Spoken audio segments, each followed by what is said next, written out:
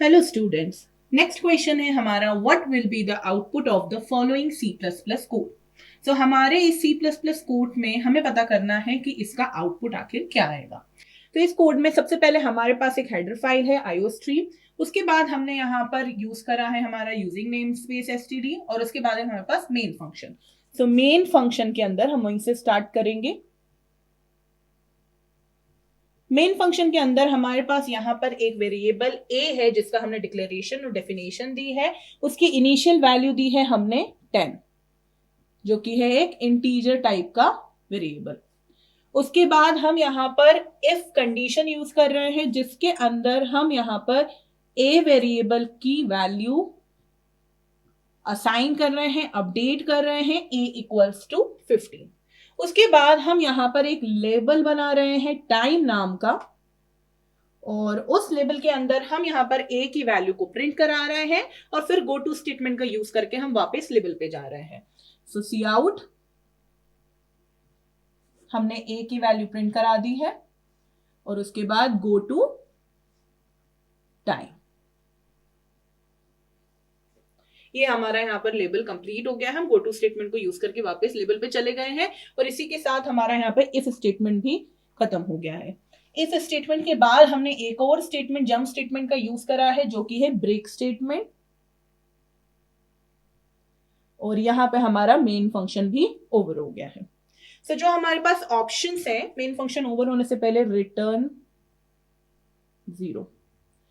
सो जो हमारे पास ऑप्शंस हैं, ऑप्शन ए 1010 प्रिंट हो रहा है, ऑप्शन बी 1010 प्रिंट हो रहा है सिर्फ, option C infinitely print 15 and option D compile time error.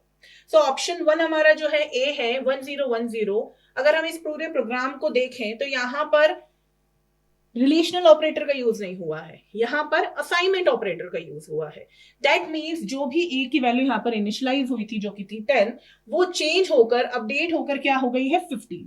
और 15 इज अ ट्रू वैल्यू क्योंकि 0 के अलावा जो भी वैल्यू होगी उसको ट्रू ही कंसीडर करा जाता है और 0 को फॉल्स कंसीडर करा जाता है। Even negative values are also consider as true values. तो यहां पर इस कंडीशन में जो हम कंडीशन चेक कर रहे हैं उसमें हम 15 आया है as a expression. So 15 is a true value, इसलिए ये इफ हमारा जो कंडीशन उसके अंदर इफ स्टेटमेंट के अंदर हम आ सकते हैं। टाइम लेवल के अंदर हमने ए को प्रिंट कराया है, दैट मीन्स अब जो ए की वैल्यू है 15 वो प्रिंट होगी और ए की वैल्यू 15 प्रिंट होगी और उसके बाद यहां लिखा है go to time. That means हम अगेन उस लेवल पे चले गए हैं जहां से ये वापस से स्टेटमेंट फिर से रन होंगे। तो इसका मतलब ये होगा कि शायद हमारा ऑप्शन सी जो है जिसमें हमने लिखा है इनफाइनाइटली प्रिंट 15 वो सही है क्योंकि हम बार बार घूम घूम के लेवल के पास जा रहे हैं और वापस सारे स्टेटमेंट्स को फिर से एग्जीक्यूट कर रहे हैं।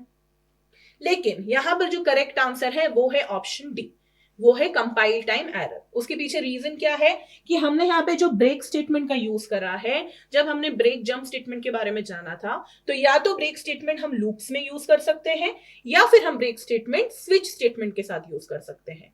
इसके अलावा हम ब्रेक स्टेटमेंट का उपयोग कहीं भी डायरेक्टली नहीं कर सकते हैं। तो इसलिए यहां पर ये क्या हो गया, एक तरीके का सिंटैक्टिकल एरर हो गया जो कि हमारा डी ऑप्शन करेक्ट होगा, कंपाइल टाइम एरर।